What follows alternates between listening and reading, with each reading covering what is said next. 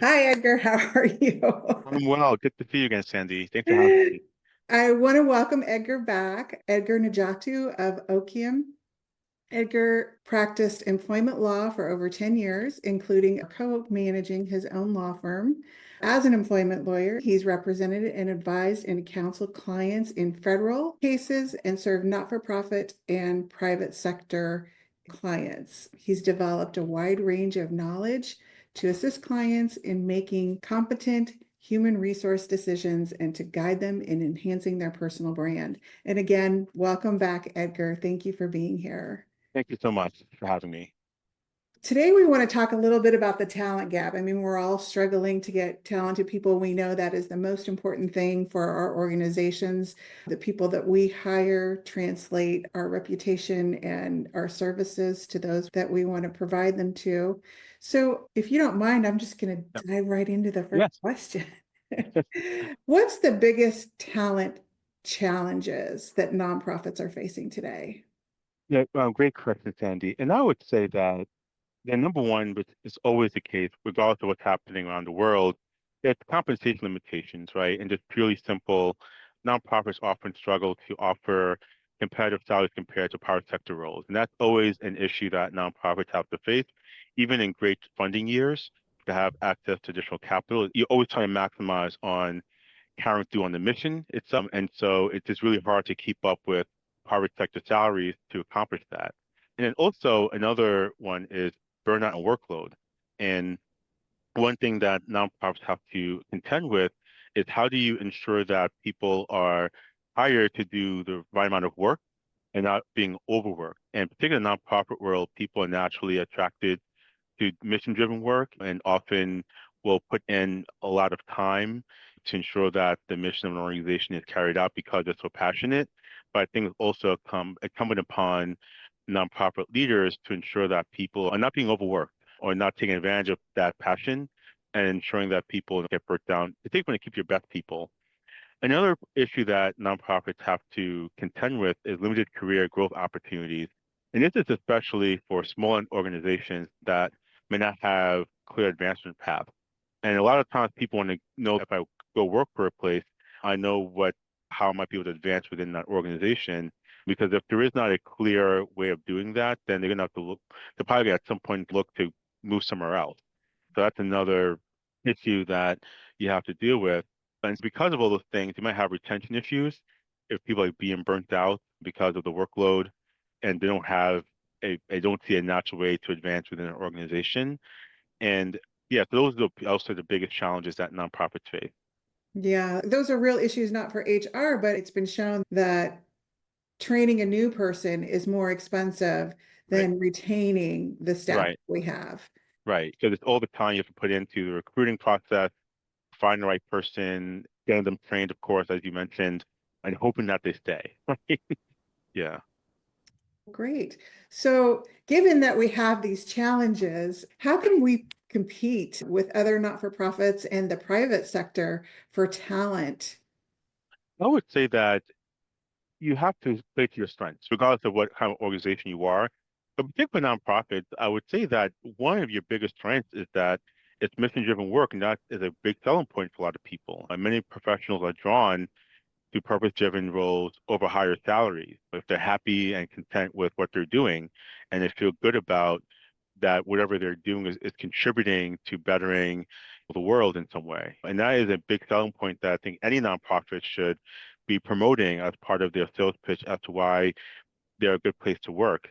Another thing that might be a great selling point that I think nonprofits sometimes have an easy way of doing than private sector employers is flexible work arrangements. So embracing remote or hybrid work options and flexible schedules that can make up for lower pay. And I often find that just anecdotally, if people know that I have the ability to be at home to do childcare, to take care of a sick parent, and I have that flexibility in my schedule and I can work odd hours as long as my organization doesn't get my work done, that goes a long way for someone accepting lower pay because they're getting so much in return in terms of flexibility and time, which is a resource that you have to commodify sometimes, right? And so that's really important. Another thing that can set you apart, particularly within the nonprofit world, is professional development. And even if it's small investments in employee growth, whether it's mentorship, leadership programs, things that might help people feel as if you're not just having them come and work and advance your mission, but you're also looking out for their professional development. And then also creating a strong culture. I think that nonprofits are not unimmune to poor workplace culture. And so really driving home or making it a mission to have great retention and engagement would boost retention. So whether it's really driving home your mission-driven work as a selling point, but also other things that make people feel valued to bring to have strong culture and recognition in your workplace. And then also being creative when it comes to benefits. And it goes back to the overarching theme about limited budget and budget constraints, right? Or limited resources.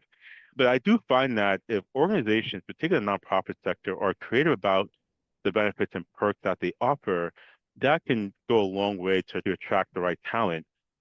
So whether it's offering additional paid time off or wellness stipends or helping with some levels of financial assistance, that can go a long way and also being more creative around the type of benefits you're offering to attract people. Thank you. The next question is, what are some of the effective recruitment strategies that we can use to help build a strong team in our organizations? Yeah, it kind of parlays with leaning into your mission and that you're with a different organization, but I would say leverage employer branding. And what that means is promote impact stories, employee testimonials, and really show your workplace culture in a way that people can see that this would be a great place for them to work. And if you do those things, which don't have to cost you a whole lot of money, right? Even with a modest budget, you can certainly promote the work you do in a way that's engaging and shows the commitment to the work that you're doing as an organization. If you have happy employees, I'm sure they'll be very happy to provide testimonials about why this is a great place to work and showing how your workplace culture is a place and it's something that people want to join can be very impactful to developing a strong talent pipeline. Also, think about your partnerships, whether it's universities or volunteer networks, particularly if you're a volunteer-driven organization that relies heavily on volunteer work or other professional associations that you might belong to because of the nature of the work you do. That's also a great way to create a talent pipeline because those will be people that will be very familiar with your work and what you do and the type of people that work at your organization. And if you have a great reputation amongst these partnerships, then they'll be more willing to promote you as an organization as a great employer. Mm. I would also say that in terms of candidate sourcing, think about where you're sourcing candidates.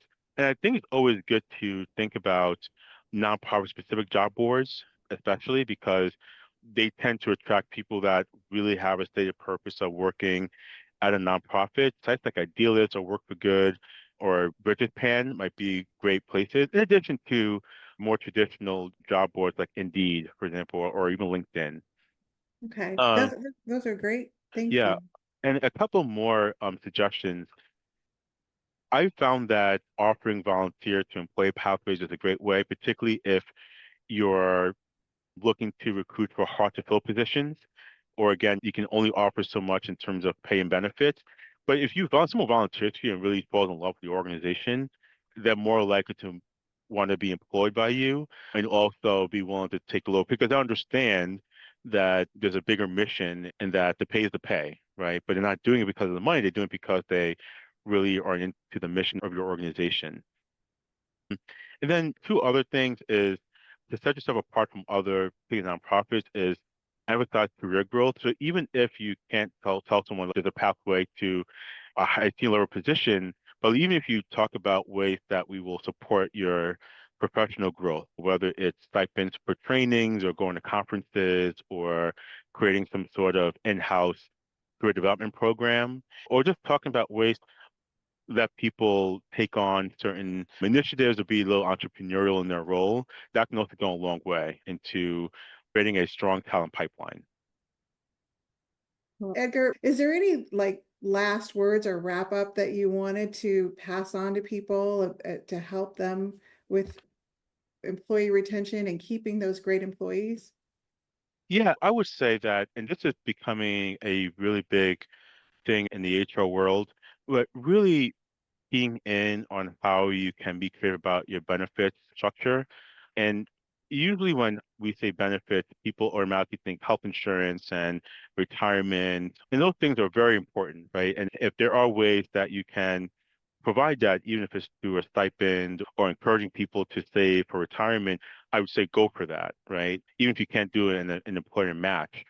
But there's a wealth of benefits or creative ways you can offer benefits to employees. And I would just say that if you're thinking about recruiting again, or you've had a hard time finding the right people, maybe really take a step back and think about what can we offer to people beyond health and retirement. And we mentioned flexible work schedules, but maybe you can do extra paid time off or sabbaticals or paying for certain professional or person development programs.